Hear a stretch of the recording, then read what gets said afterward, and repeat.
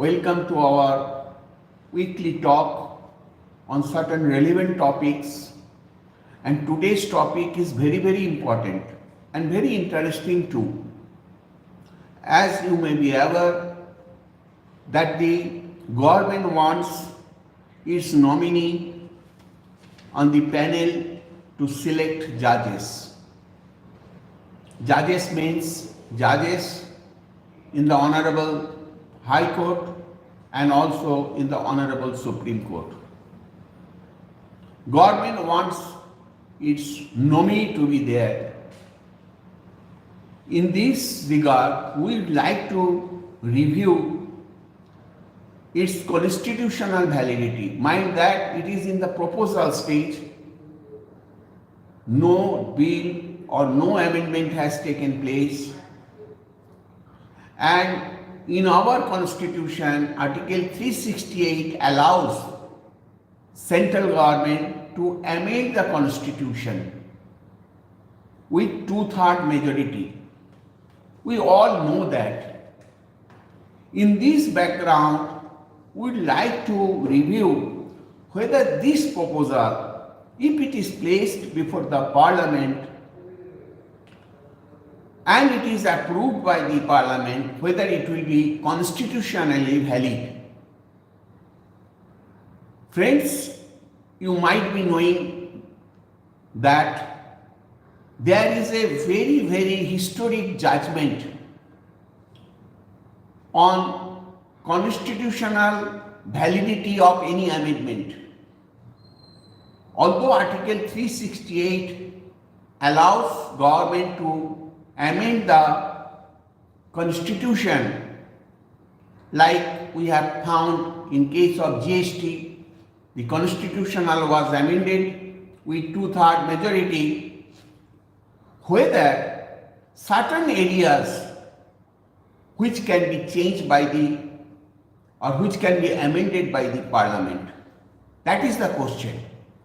And this was decided in a very historic case which is not only used in India but also in other foreign countries and neighboring countries to justify what can be amended and what cannot be amended, even there is full majority of the House.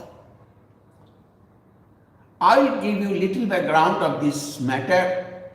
The Law Minister had sought the setting up of a new search and evaluation committee with representations from the central and state governments in the selection of judges for the Supreme Court and the High Court. This intention has been aired. We are going to review this intention. Friends, you might be knowing the fact that how judges are selected in our country. Judges are selected through a collegium system, wherein Honorable Chief Justice and Honorable Senior Justices are there to nominate the names of judges in the High Court and Supreme Court. I will tell you, in case of a High Court, the collegium consists of Honorable Chief Justice of India and two senior advocates. And in case of Supreme Court collegium, there will be the Chief Justice of India and four senior most judges for the appointment of Supreme Court judges. That means there will be a collegium of 3 members of the judges chairing by the Honorable Chief Justice of India in case of High Court, and in case of Supreme Court judges, there will be 4 senior judges and also the Chief Justice of India. That means 4 members. Once the collegium suggests, it goes to the central government for final approval, and that is the normal process. But the Law Ministry has sought for setting up of a new system. What is the new system? There will be a search and evaluation committee wherein there will be a representation of the central and state government. This is the new proposals. Now friends, this is the matter. Now I will try to take and explain you the constitutional validity of any amendment as was decided in a most historic cases even today. It was a 13-member constitution bench. 13, 1/3.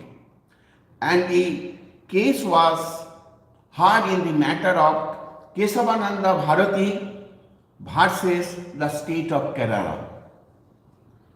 And the hearing took place 68 days. It is with regard to the constitutional validity of certain rights of the citizens. You know, there are certain fundamental rights secured and guaranteed in our constitution. That is why our country is a republic country. Those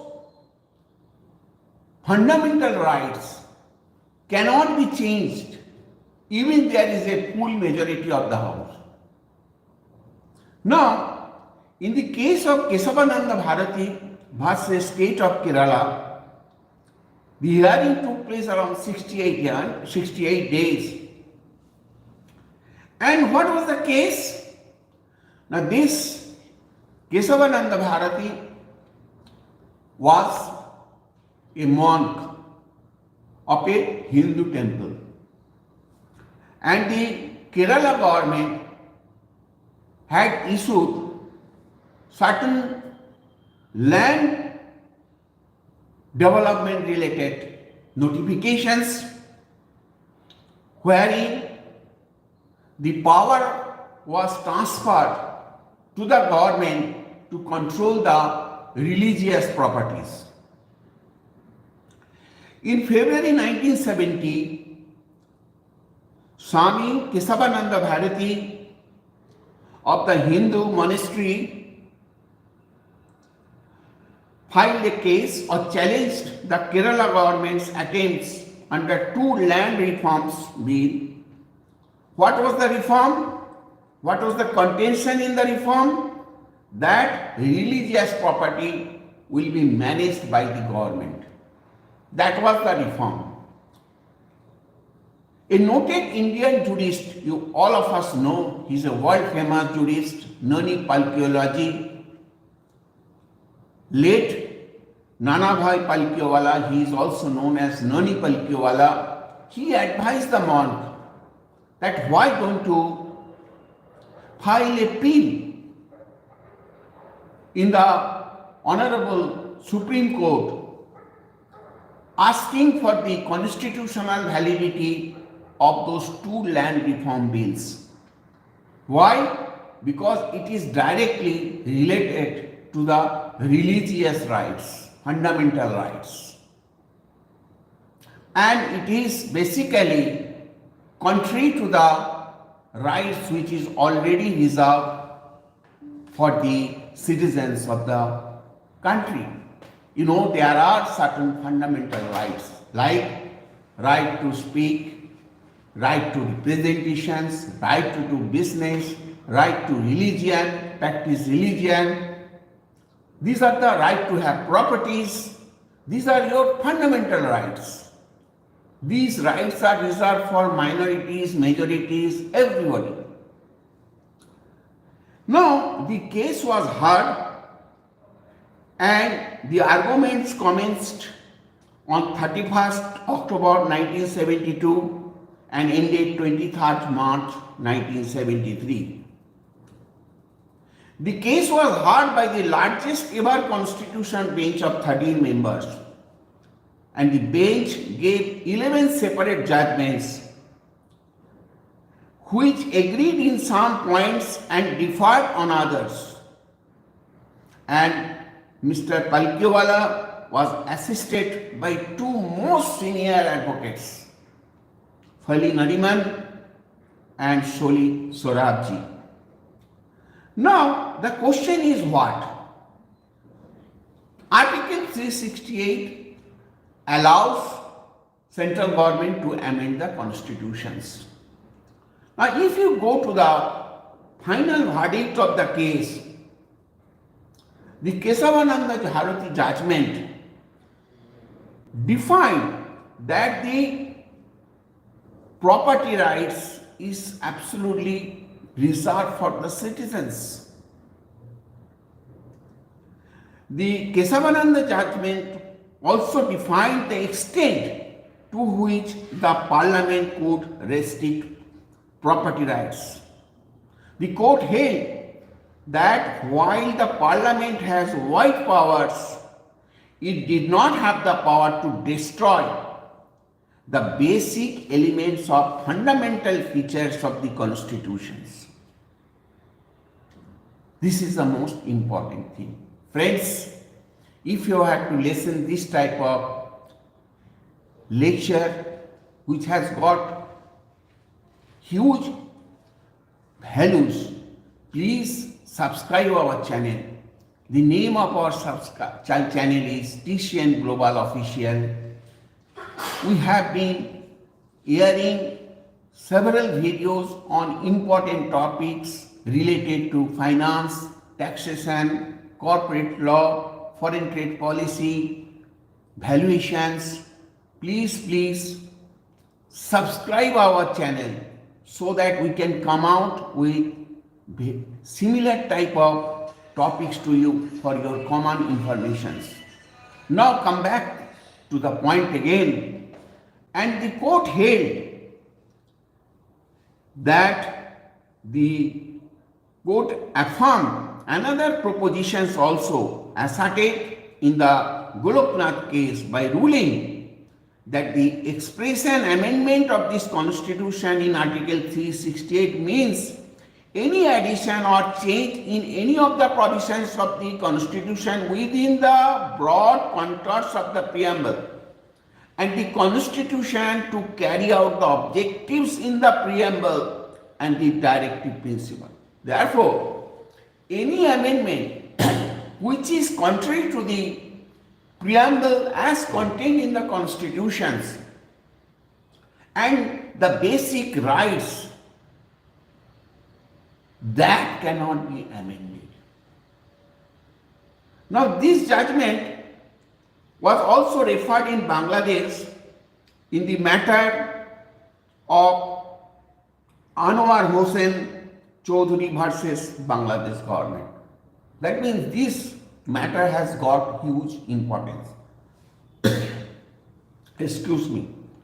Now if we understand this Kesavananda Bharati case, then we have to review whether the central government's intention to appoint a nomination committee or search and evaluation committee with representation from the central and state government would amount